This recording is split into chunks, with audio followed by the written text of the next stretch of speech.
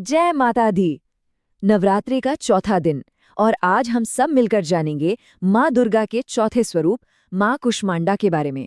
ये वो देवी हैं, कहते हैं, जिन्होंने अपने तेज से, अपनी मुस्कान से ही पूरे ब्रह्मांड को रोशन कर दिया था। तो चलिए आज उनकी पूजा विधि को ठीक से समझते हैं। तो कहानी शुरू होती है वहां से जहां कुछ भी नहीं था। पुराणों में लिखा है कि जब चारों तरफ सिर्फ अंधेरा था, एक शून्य था, तब देवी ने सिर्फ अपनी एक हल्की सी मुस्कान से ही प्रकाश और जीवन की रचना कर दी।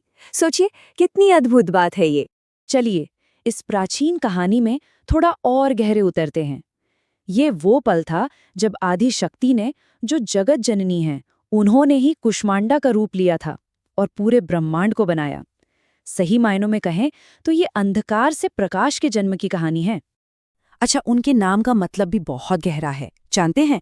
कुष्मांडा, इसमें को का मतलब है थोड़ा सा, ऊष्मा मतलब गर्मी या एनर्जी, और अंडा का मतलब है ब्रह्मांडीय अंडा, यानी अ कॉस्मिक एग।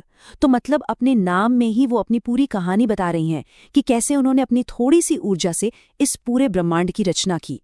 उनकी शक्ति वो तो अद्वितीय है। ऐसा माना जाता है कि उनका घर सूर्यलोक में है और वही एकमात्र ऐसी शक्ति है जो सूरज के बिल्कुल केंद्र में उसकी प्रचंड गर्मी में भी रह सकती हैं। और शायद इसीलिए उनकी चमक, उनकी आभा बिल्कुल सूर्य की तरह है।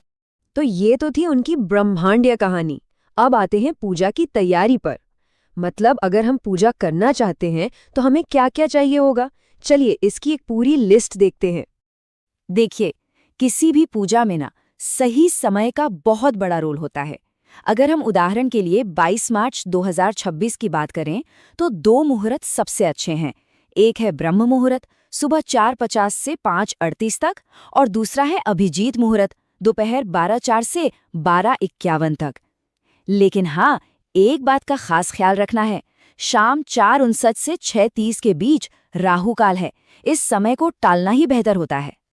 अब जरूरी सामान देख लेते हैं ताकि जो पहली बार भी पूजा कर रहे हैं उन्हें आसानी हो।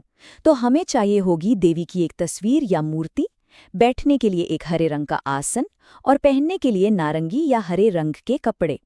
प्रसाद के लिए मालपुआ, जो उन्हें बहुत प्रिय है, चमेली के फूल, और हाँ, जो एक विशेष अनुष्ठान है उसके लिए पान का पत्ता, 1 लौंग और 2 हरी इलायची। तो चलिए, अब जब सारी तैयारी हो गई है तो पूजा की मुख्य प्रक्रिया को समझते हैं।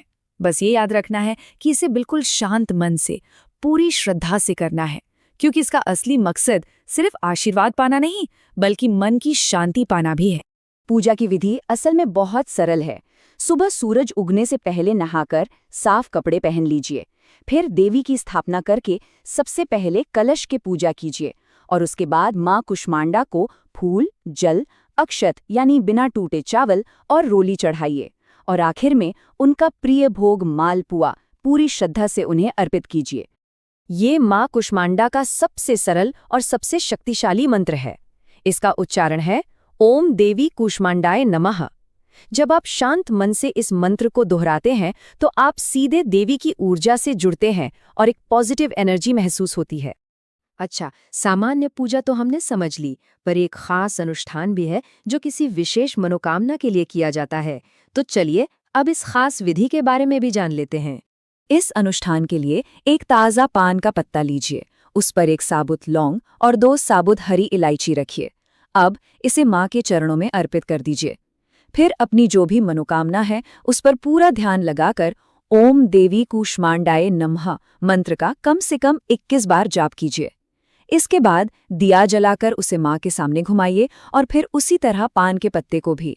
बस इसे रात भर वहीं रहने दीजिए और अगली सुबह इसे किसी बहते पानी में या किसी पवित्र पेड़ के नीचे रख दीजिए। तो ये तो हुई अनुष्ठान की बात। पर चलिए अब थोड़ा और आगे बढ़ते हैं और देवी के स्वरूप के पीछे का गहरा मतलब समझते हैं। इससे हम उनकी ऊर्जा से और बेहतर तरीके से जुड़ पाएंगे। माँ के स्वरूप के हर हिस्से का एक खास मतलब है। उनकी 8 भुजाएं हैं, इसीलिए उन्हें अष्टभुजा भी कहते हैं। इन हाथों में जो अस्त्र शस्त्र हैं वो भक्तों की रक्षा करने और उन्हें आशीर्वाद देने की शक्ति का प्रतीक है। और उनका जो तेज है वो जीवन देने वाली ऊर्जा को दिखाता है, जो अज्ञान के अंधेरे को खत्म करती है। माँ कुष्मांडा की भक्ति से सिर्फ मन को शांति ही नहीं मिलती, ऐसी मान्यता है कि उनकी पूजा करने से उम्र, प्रसिद्धि, बल और स्वास्थ्य इन सब में वृद्धि होती है और जीवन में जो भी दुख या परेशानियां हैं वो दूर होती हैं।